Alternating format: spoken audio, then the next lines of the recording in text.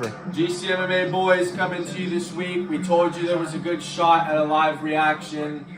We're recording this just before the card, boys. Our first bet of this shit is Badzat Almakayev versus Brad Katona. Guys, we can't sit here and get on Brad Katona as much as we do and not take the opportunity to fade him, boys. Especially since the line for Bezka Almakan has been dropping like a motherfucker. We just got it at, I got it at minus 135. He opened at minus 200 and something. Remember when Matt Schnell was minus 300 and sharp money came in on Jimmy Flick? Yeah, come on, boys. For some reason, sharp money's coming in on Brad Katona. And that's all I needed to hear to fucking lock in Almakan, boys. Brad Katona sucks. So, hopefully, first bet of the card cashes. We're going to attempt to drink a beer for every fight on this card. Well, we're coming in at least 8 deep before the card, boys. We pre-gamed hard. Yeah, we already pre-gamed the 24-pack, so we're ready to go, boys. UFC 315. Let's run it. What the fuck do we say, bro? Brad Katona sucks. Easiest money. First bet on the card, boys. We're starting this shit off 1-0. We missed the live reactions for the energy like this. We're back. I was considering saying, oh, if Brad Katona wins, what if I bet the over 2.5?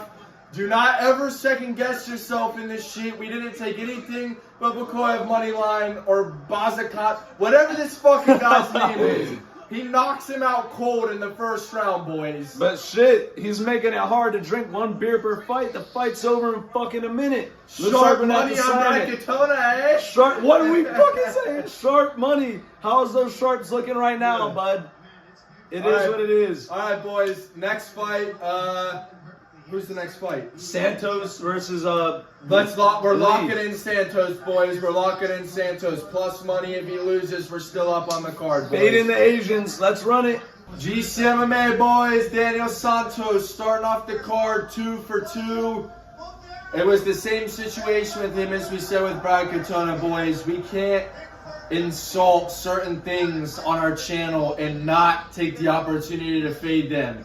The road to UFC is the most fraudulent thing that exists inside of the UFC.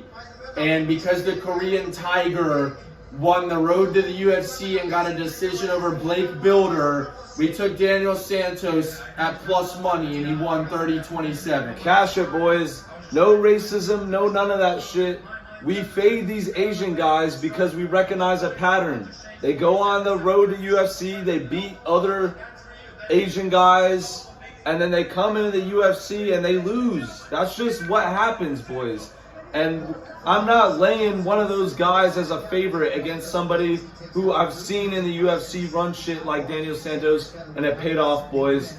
2 fights, 2 dubs, 2 beers. We got Marc-Andre Barriault coming up next, and he better not go rogue. Can he make us 3 for 3? The first time I'm going to put money on this fucker, can he cash? I've faded him every time and won, but this time I'm on his side. Can he please cash to make us 3 for 3, boys? Let's run it. Boys, GCMMA, we didn't even get time to finish our pizza, for fuck's sake. Power bar. First round knockout. 3 for 3 to start off the card, boys. GCMMA is back. We're back in this bitch. 3 fights, 3 bets, 3 wins. We're in this shit. Y'all thought, oh, GCMMA, they haven't been dropping that many videos. Oh, well, what happened? We're fucking here, and we're back winning bets, boys. This is the shit we live for. The one time we're able to run the card together because our schedule lines up, we're fucking sweeping it. And this motherfucker is still out on the ground. He's still knocked the fuck out on the ground. I don't know how much of this we can show before then copyright strike. He's still on the ground. He's out, boys. He's out cold. Sterling up next. Let's make it fucking 4-0. Slamming Navajo Sterling. Yes, we're laying the minus 300. Run it. GCMMA boys. Fucking may as well call us the Wendy's Biggie Bag. We're 4 for 4. Fucking running it, boys. We bet on every single fight on this card so far. We're up huge. We'll put the slips and the editing after this shit, boys. Navajo Sterling, I will say, he was the biggest sweat so far, and he's the biggest favorite. That's UFC for you. But he's still cash. GCMMA, boys. Running it. We're running this momentum into the Iron Kutalaba fight, boys. We're betting him until we get proven that we can't get a fight right, boys. We're gonna keep riding it. I'm double dipping this shit. Does not go the distance, and Ion Cutelaba money line, boys. Run it. Oh my fucking god, boys. This is why the sport sucks fucking dick. How did fucking Modestas Bukauskas win that fight? He was outstruck on every level. Like 41 strikes. Ion Cutelaba, more control time, more strikes, pushing the pressure the entire fight. We've got fucking one judge scores at 30-27, Cutelaba. Another's got at 30-27, Bukauskas. And then I told him, the last judge was Saudi Amato. I said, it's over. 29, 28. It's over. Because this fucking guy fucking goes rogue every single card and gives it to whoever. Bro, this shit's fucking dumb, bro. Like, real shit, oh my god. And please, somebody tell me in the comments, what universe and what type of drug do I need to be smoking to make it where Bukauskas won that fucking fight? Fucking bullshit, bro. In spirit, boys, we're 5-0. On record, we're 4-1. That's just a very bitter taste. That is fucking stupid. We were starting the card off very well. It's a shame Saudi Amato had to give the fight to Modestas Bukauskas because he definitely did not win that, boys. It's not even just him. It's the retard who gave 30-27 to fucking Bukauskas, bro. The hell? Yeah, okay. It's like, guys, look at the stats. We don't want to get too upset about it. Let's keep the vibes high. We're still in the best of nice. Charles Radke's on the card, boys. But that definitely did suck. Boys, this is where the GCMA train starts to come off the rails a little bit. I think we're laying off betting for the rest of the card. We're up good. We don't want to take things for granted. Charles Radke, who we were the most confident in out of everybody this week, just got knocked out in the second round pretty easily. Congratulations to Mike Malott. He made some adjustments we didn't expect him to, but we're gonna take what we've got and run with it, boys. Yeah, Charles Radke is probably gonna go on the ban list from here on out. But yeah, things are starting to go rogue on the UFC. So what we learned. Fuck you and fuck Full Send. Yeah, fuck you and fuck Full Send. Fuck Canada gets knocked out in front of everybody after the crowd's chanting, fuck you, Radke.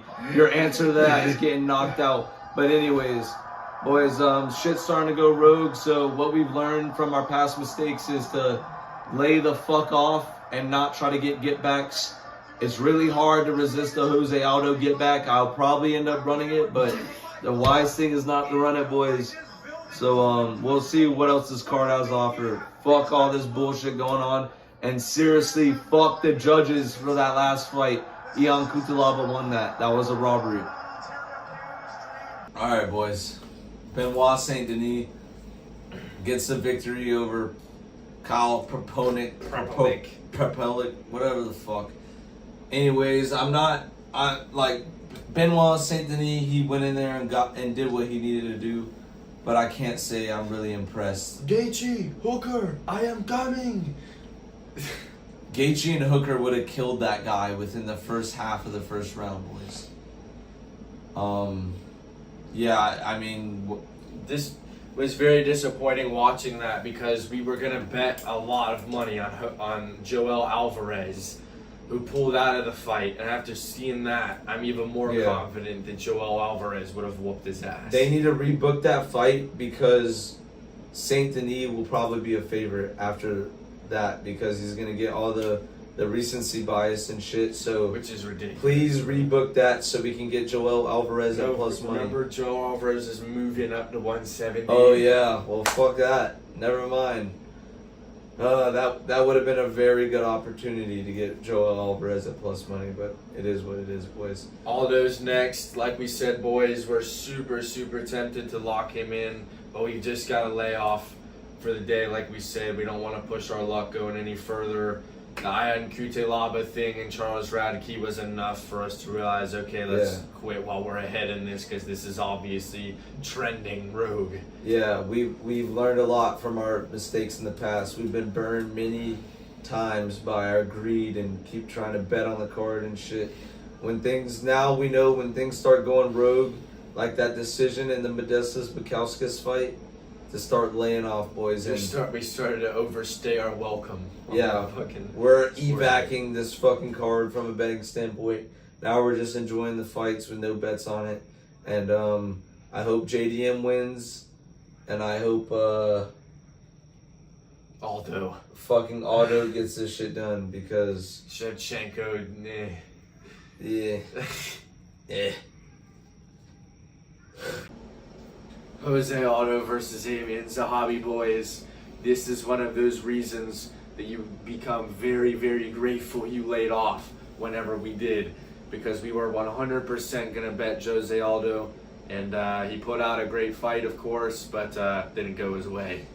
Unanimous decision in a Canadian fight. What the fuck? Yeah, boys, the cores were talking to me, and they were talking to me dirty when Jose Aldo was whooping his ass in the first round. I was seriously about to live bet Aldo at minus 350 after the first round, but thank fuck I didn't run that.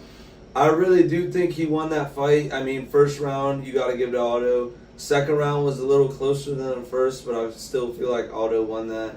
And in the third round, you had Aldo drop Zahabi bad and then chased him for a little bit, and then he ended up gassing, where Zahabi almost finished him in the back half of the third round. But I feel like if you look at the fight as a whole, Aldo was winning 2/3 of that fight, and Zahabi won 1/3, and he got a unanimous decision. So, I mean, the judges have shown they're rogue, and that's what was a decision why we laid off in the first place. And thank God for our insight in that decision, because judges went fucking rogue. Yeah, guys, I mean, it's definitely sad to see Jose Aldo hang him up, but, you know, I can definitely understand what he's saying. He's been getting screwed. Yeah, I wouldn't want to keep fighting either, dude. Yeah, boys, it's sad to see him go, but, you know, it was still a very entertaining fight. He gave us his all in the last fight. Not like fucking Anthony Smith. So we can definitely at least be pleased about that. He literally tried to get him out of there, but he gassed. He was looking up at the clock with 3 minutes left, and we were like, this is cooked. Yeah, I was like, this might be fucked. But I'm not too upset about it. I mean, Zahabi tried to get him out of there at the end. He didn't fight him like a pussy. He didn't fight him like a pussy, yeah, so... Hats off to him. Hats off to him. I don't know what else I could say about his future in the UFC, or like what he's going to do, but I'm not too impressed. But, yeah, we'll call it. Zahabi got the dub. Yeah. Whoop-de-doo. All right, boys, that was the end of it. Bilal Muhammad dethroned. This was honestly a pretty entertaining fight, more entertaining than I feel like you could expect from a typical Bilal Muhammad performance. He really went out there and I feel like showed a different, improved level of his striking. Wasn't enough to get the job done. He didn't look like the champion out there with, let's just get that out of the way, boys. Like, talking a mess about, oh, I want, you know, Hamza at 185. It's like, dude, you couldn't get down JDM for the majority of the fucking fight. Yeah, boys. I mean, it was a really good fight. I feel like JDM won. 73% of the bets were on.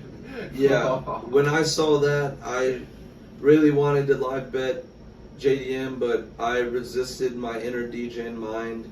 And sometimes that wins, and sometimes you lose with that. But most of the times you win, so so we avoided the Jose Aldo loss, but I avoided the JDM win. It's all right, boys. I'm glad with the profit we made on this card, and we're looking to close out this week with a couple more baseball W plays, just to get the credit up a little bit, boys, and then on to the next week after this. Yeah, guys, I mean, the biggest thing about this fight is obviously now we know the future for Makhachev and Topuria and all that, so it'll be interesting to see Makhachev at 170 and see if he's able to have any success, but, you know, also same thing with Ilya against Charles Oliveira. It's going to be weird having Makhachev move up because you've got, like, multiple people who are waiting for the next title shot, but Makhachev is coming up and getting it, so it's going to be a mess for a little bit, but we're definitely excited to see what comes of it. Yeah, UFC might be getting hot again with those fight announcements coming up, but we'll see, boys. Card did exceed expectations, so that's always a good thing. We'll see y'all boys in the next one. GCMA out.